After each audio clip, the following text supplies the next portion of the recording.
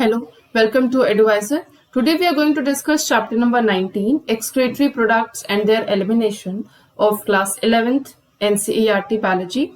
Multiple choice questions कर रहे हैं हम लोग. Question number 1.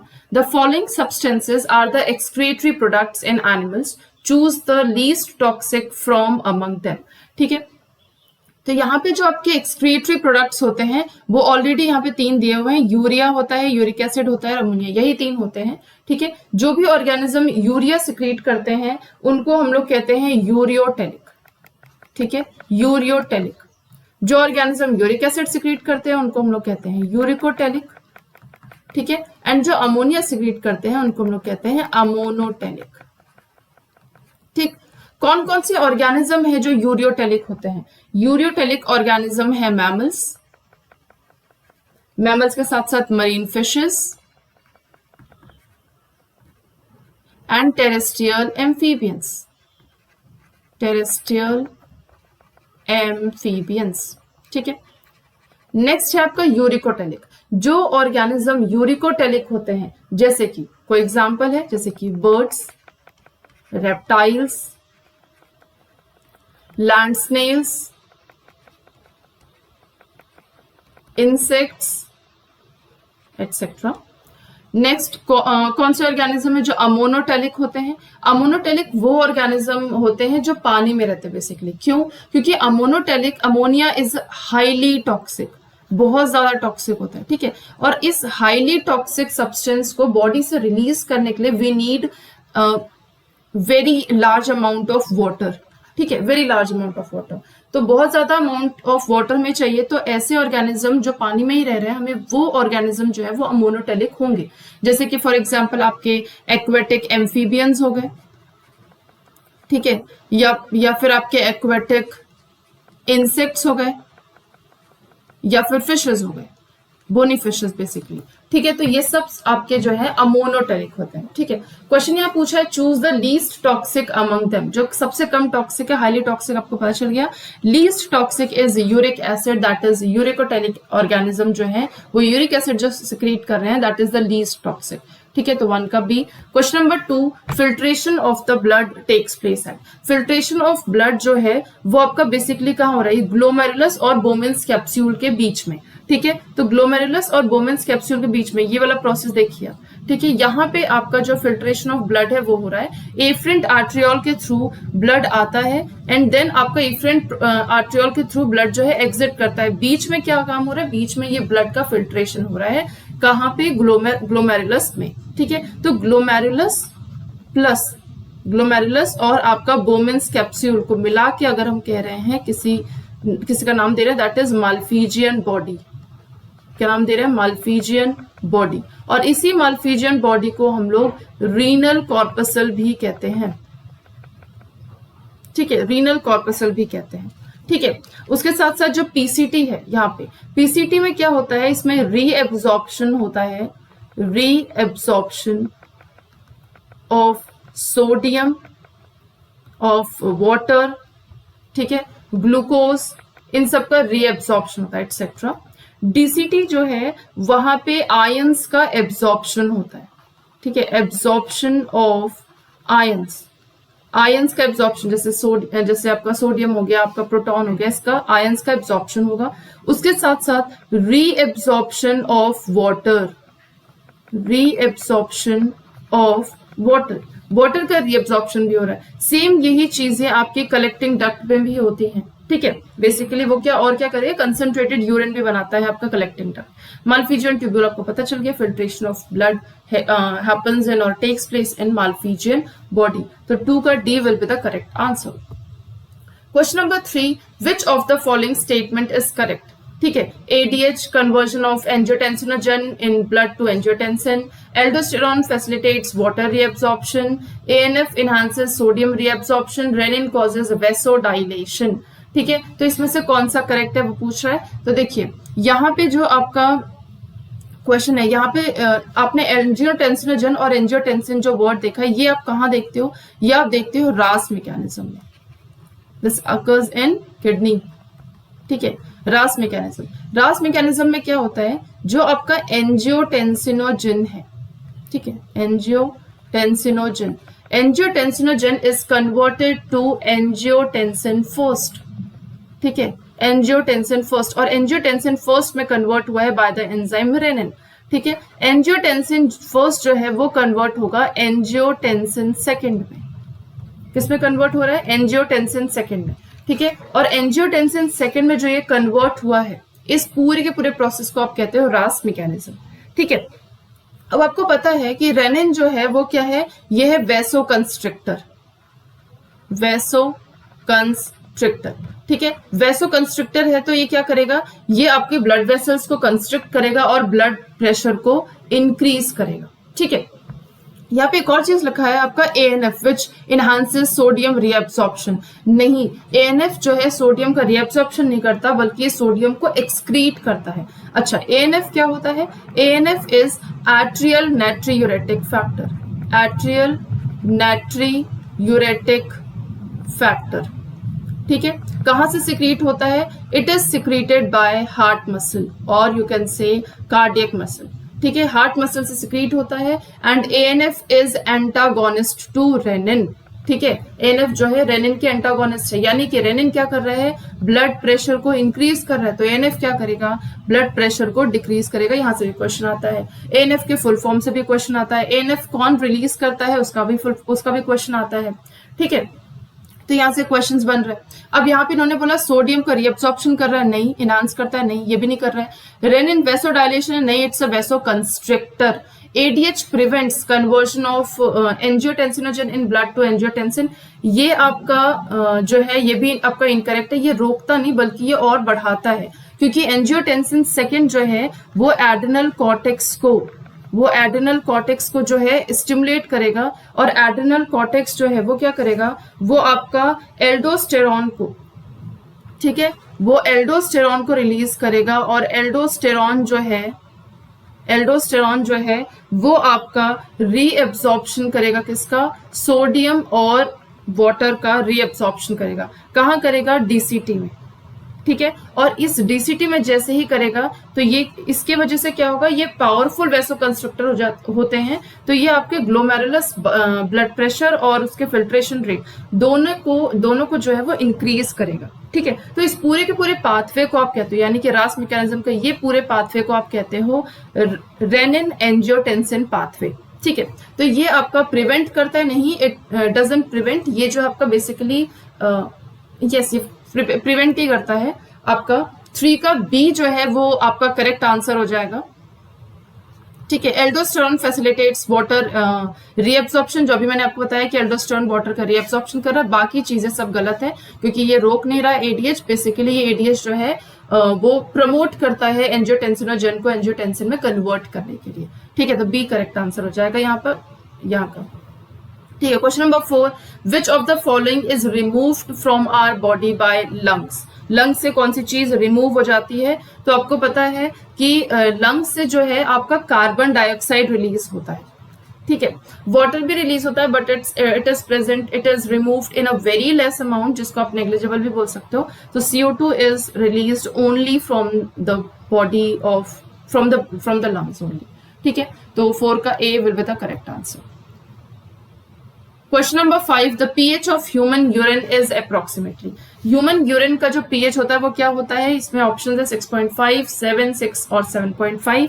तो आपको पता है कि बोमेन्स कैप्सूल से जब हमारा रीएब्सॉर्प्शन होगा कुछ, फिर PCT जाएगा, PCT से आपका हेनलेस लूप में जाएगा, हेनलेस लूप से आपका DCT में जाता है, DCT से आपका कलेक्टिंग डक्ट में जो है आपका वाटर का रीअब्सॉर्प्शन होता है. उसके साथ साथ प्रोटॉन आयन भी सिक्रीट होते हैं, और प्रोटॉन आयन जब सिक्रीट होंगे तो आपको पता है जितना ज्यादा H+ सिक्रीट हो रहा है उतना ज्यादा एसिडिक हो जाएगा आपका यूरिन. तो आपको नॉर्मली ये पता है कि ह्यूमन यूरिन तो एसिडिक ही होता है. ठीक है, अब एसिडिक होता है तो 7 इज ए न्यूट्रल, तो ये तो गलत हो जाएगा. 7.5 तो बेसिक हो जाएगा, ये भी गलत हो जाएगा. 6.5 और 6 में है, तो जितना ज्यादा H+ यानी कि 6 जो है वो आपका करेक्ट आंसर हो जाएगा. जितना ज्यादा H+ तो यहाँ पे आपका 6 हो जाएगा. ठीक है, तो 5 का C will be the correct answer. Question number 6. Different types of excretory structures and animals are given below. Match them appropriately and mark the correct answer from among those given below. देखिए पहला excretory structure या organ क्या है, protonephridia. अब ये जो protonephridia है ना, इसको आपने कई जगह नाम सुना होगा, फ्लेम सेल्स ऑल्सो। ठीक है, प्रोटोनेफ्रीडिया को हम फ्लेम सेल्स भी कहते हैं। And protonephridia it occurs in, यहाँ पे क्या क्या ऑप्शंस है, प्लेटी हेलमिंथस का ऑप्शन है, फ्लैटफॉर्म्स, यस। ठीक है, तो ए का 4, ठीक है, ए का 4 हो जाएगा। अब फ्लैटफॉर्म्स यानी कि जिस जो आते हैं किसमें, प्लेटी हेलमिंथस में, प्लेटी हेलमिंथस में। इसके अलावा कौन कौन से ऐसे एंजाइम, ऐसे ऑर्गेनिज्म है जिसमें आपका प्रोटोनेफ्रीडिया होता है, तो ये आपका होता है रोटीफोर्स में। ठीक है, रोटीफोर्स के अलावा ये होता है कुछ एनेलिड्स में, सम एनेलिड्स में। ठीक है, कुछ कुछ एनेलिड्स में होते हैं ये। ठीक है, उसके साथ साथ ये सिफेलोकॉर्डेटा में भी होता है। ठीक है, सिफेलोकॉर्डेटा, सिफेलोकॉर्डेटा में कौन आता है आपका, एम्फिऑक्सिस, एम्फिऑक्सिस। ठीक है, इसमें होता है आपका क्या, एक्सक्रीटरी स्ट्रक्चर। यहाँ पे कुछ मैंने ऑर्गेनिज्म के नाम लिखे हैं, कुछ एनिमल्स के नाम लिखे हैं जिसमें आपका प्रोटोनेफ्रीडिया या फ्लेम सेल्स के थ्रू एक्सक्रीशन होता है। ठीक है, नेक्स्ट है आपका नेफ्रीडिया। नेफ्रीडिया जो है वो आपका अर्थवर्म में होता है। ठीक है, और अर्थवर्म के साथ साथ कुछ एनिलिड्स में भी होता है। देखिए कुछ एनिलिड्स में आपका प्रोटोनेफ्रीडिया भी है, कुछ एनिलिड्स में आपका नेफ्रीडिया भी है। ठीक है, तो ऑप्शन में कभी एनिलिड्स इस तरीके से नहीं पूछेगा क्योंकि ये दोनों में ही आ जाता है। मालफीजियन ट्यूब्यूल्स, मालफीजियन ट्यूब्यूल्स जो है वो आपका इंसेक्ट्स में भी होता है और वो आपका कॉकरोच में, इंसेक्ट्स कॉकरोच इंसेक्ट ही तो है, तो इंसेक्ट्स में होता है। ठीक है, नेक्स्ट आपका ग्रीन ग्लैंड या जिसको हम एंटिनल ग्लैंड दोनों ही कहते हैं और दोनों ही लिखा हुआ है यहाँ पे, वो आपका प्रॉन में होता है। प्रॉन को हम क्या कहते हैं, क्रस्टेशियन, क्रस्टेशियन ग्रुप में आता है। ठीक है, तो प्रॉन में आपका जो है ये ग्रीन ग्लैंड्स या एंटिनल ग्लैंड्स जो है वो सिक्रेट होते हैं। ठीक है, मैमल्स में आपको पता है किडनी होता है। ठीक, तो ये पूरा हो जाएगा। ए का आपका है 4, बी का है देन 3, ए का 4 और किसी में है नहीं तो A will be the correct answer. C 6 का ए हो जाएगा, सी का सेकंड हो जाएगा एंड डी का फर्स्ट। ठीक है, next question number 7, which one of the following statement is incorrect. इसमें से कौन सा इनकरेक्ट है, तो जो फर्स्ट क्वेश्चन में मैंने आपको बताया था उसी से रिलेट आपका 7th और 8th क्वेश्चन दोनों ही है। पूछा है birds and land snails are uricotelic, yes ये यूरिकोटेलिक होते हैं। Mammals and frogs are ureotelic, yes हम लोग भी यूरियोटेलिक, हम लोग यूरिया सिक्रीट करते हैं। ठीक है, तो यूरियोटेलिक है। एक्वेटिक एम्फीबियंस है या एक्वेटिक इंसेक्ट्स या मोनोटेलिक होते हैं, हाईली टॉक्सिक है तो उतना ज्यादा वाटर चाहिए उसको रिलीज करने के लिए, सी भी करेक्ट है।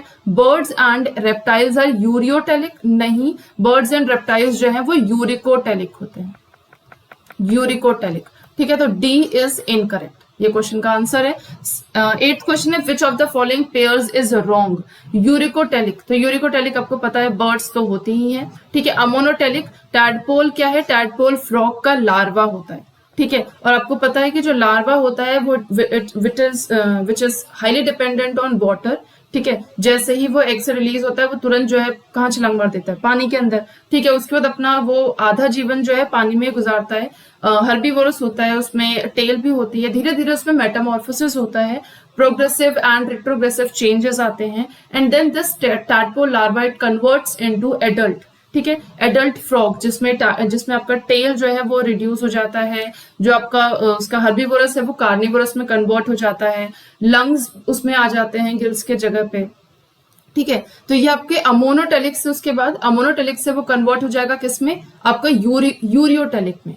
फ्रॉग जो है वो यूरियोटेलिक होता है। ठीक है, तो फिलहाल टैडपोल लार्वा जो है ammonotelic, this is also correct. Ureotelic elephant, this is also correct. Insects जो हैं, इंसेक्ट्स क्या हैं, वो आपके हैं यूरिकोटेलिक। ठीक है, ये यूरियोटेलिक नहीं होते, यूरिकोटेलिक होते हैं, तो बी जो है वो आपका रॉन्ग है, यानी कि इस क्वेश्चन का सही आंसर है 8 का B. Question number 9, which one of the following statement is incorrect, इसमें से कौन सा इनकरेक्ट है। ठीक है, तो देखिए लिखा है the medullary zone of kidney is divided into few conical masses called medullary pyramids. ये जो आपके होते हैं ना, दीज आर मेड्यूलरी पिरामिड्स। ठीक है, इनको हम पिरामिड्स कहते हैं। प्रोजेक्टिंग इनटू द कैलिसिस, अब यहाँ पे कैलिसिस क्या है, कैलिक्स आपका ये जो नीचे वाला पार्ट है दिस वन, इसको आप लोग कैलिक्स कहते हो।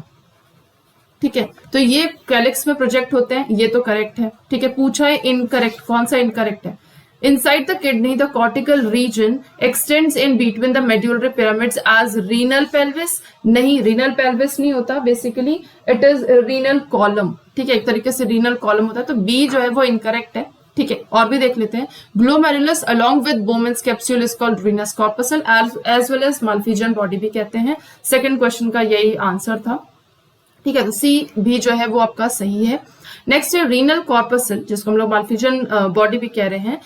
प्रोक्सिमल कॉन्वोलेटेड ट्यूब्यूल, जिसको हम लोग पीसीटी कहते हैं. डीसीटी यानी कि distal convoluted tubule of the nephron are situated in the cortical region of kidney. Yes, this is also true. देखिए आपको किस तरीके से होता है, इस तरीके से आपका ये बोमेंस कैप्सूल या जो आपका रीनल कॉर्पसल है जिसको हम कह रहे हैं, ये इधर बना हुआ है. उसके साथ साथ यहाँ पे आपका जो है इस तरीके से पीसीटी, देन आपका हेनलेस लूप अंदर की तरफ, एंड देन आपका डीसीटी और द कलेक्टिंग डक्ट. ठीक है, तो इस तरीके से यानी कि पीसीटी भी आपका बाहर है, आपका डीसीटी भी आपका बाहर है, कलेक्टिंग डक्ट भी आपका बाहर है और रीनल कॉर्पसल भी आपका बाहर है. सिर्फ कलेक्टिंग डक्ट आपका इस मेड्यूलरी पिरामिड के अंदर होता है. ठीक है, तो यहाँ पे आपका डी जो है वो भी करेक्ट है. तो आपका इसमें इनकरेक्ट कौन सा हुआ? B. B is the incorrect one. ठीक है, question number 10. The condition of accumulation of urea in blood is termed as. इसका आंसर हो जाएगा यूरेमिया. क्या आंसर हो जाएगा? यूरेमिया. यूरेमिया क्या होता है? It is very highly harmful and it may lead to kidney failure. इसके वजह से किडनी फेलियर भी हो जाता है. तो इसमें क्या होगा कि ट्यूब्यूल्स जो है वो ब्लड को मतलब एक तरीके से एक्सक्रीट नहीं कर पाएंगे, यानी कि उसको वापस नहीं भेज पाएंगे, उसका एग्जिट नहीं कर पाएंगे. तो बहुत ज्यादा ब्लड जो है वो एक्यूमुलेट होके किधर आ जाएगा? एक्यूमुलेट हो किस में आ जाएगा? यूरिया में. ठीक है, और ये इस प्रोसेस को हम लोग कहते हैं यूरेमिया, एक तरीके का डिजीज है. नेक्स्ट आपका renal कैल्कुलाई.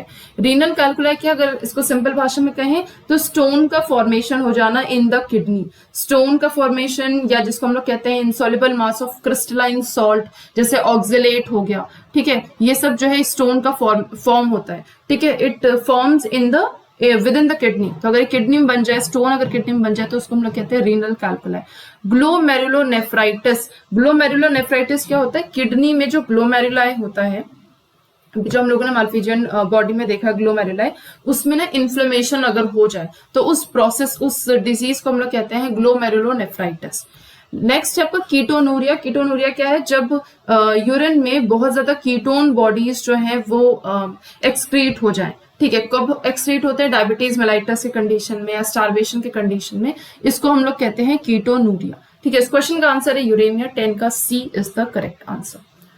Question number 11. Which one of the following is also known as anti diuretic hormone. ठीक है, तो एंटी डायरेटिक हार्मोन, इसको क्या हम लोग कह रहे हैं? एडीएच. और एडीएच को हम एक और नाम से जानते हैं जिसका नाम है वैसोप्रेसिन. ठीक है, वैसोप्रेसिन. ठीक है, तो यहाँ पे आपका हो जाएगा 11 का B is the correct answer.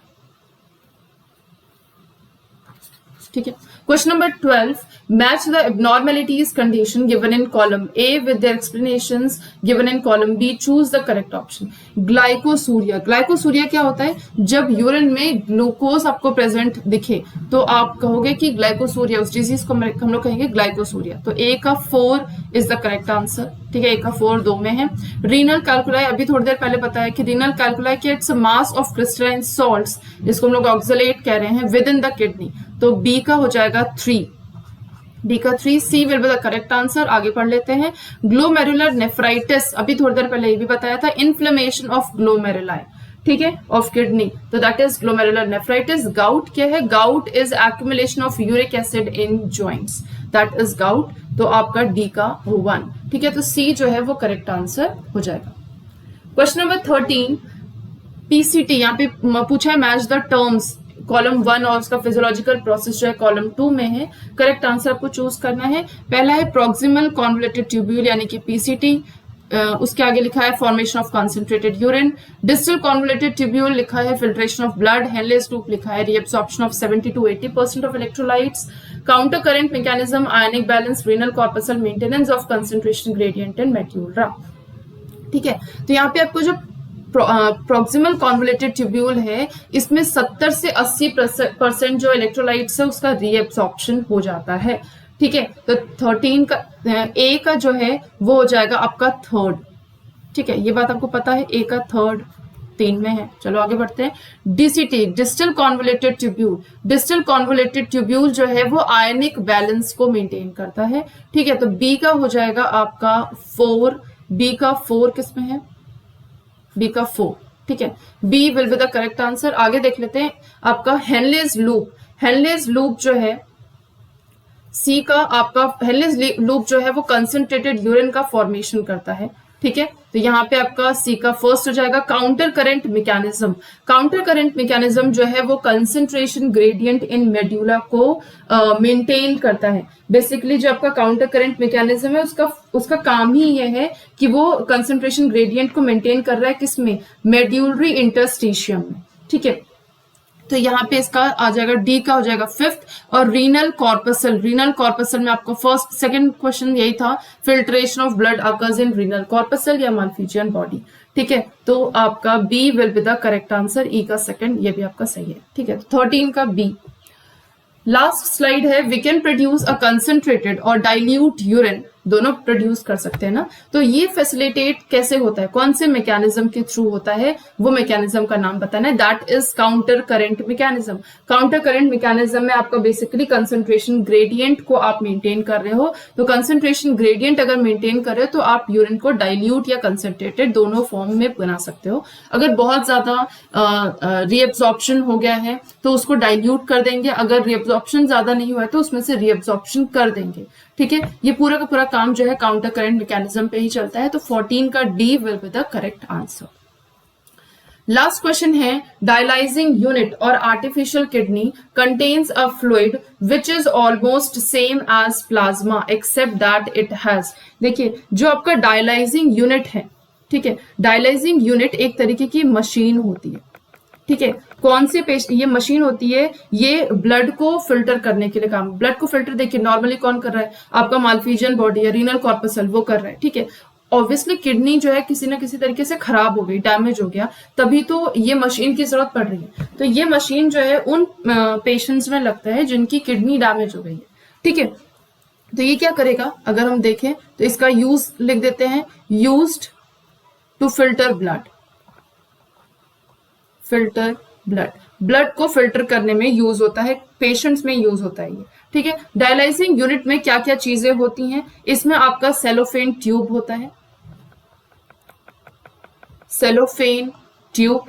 Cellophane tube जो है ये सॉल्ट वाटर सॉल्यूशन में सस्पेंडेड होता है, suspended in salt water solution, इस सॉल्यूशन में सस्पेंडेड होता है। ठीक है, जो आपका डायलाइजिंग यूनिट है इसका जो कंपोनेंट होता है, ठीक है, या इसका जो कॉम्पोजिशन होता है इज इक्विवेलेंट टू प्लाज्मा, लेकिन सिर्फ एक चीज में ये उससे अलग होता है। ठीक है, एक्सेप्ट कौन सी चीज इसमें नहीं होती? दैट इज इसमें यूरिया नहीं होता। ठीक है, एक ही कंस्टिट्यूएंट है जिससे ये प्लाज्मा से डिफरेंट होता है, दैट इज इसमें यूरिया नहीं प्रेजेंट होता। तो 15 का C will be the correct answer. ठीक है, चलिए, so with this thank you, आपका ये चैप्टर भी कंप्लीट हुआ। नेक्स्ट हम लोग जो है चैप्टर नंबर 20 करेंगे and it is locomotion and movement. So till then bye bye and thank you.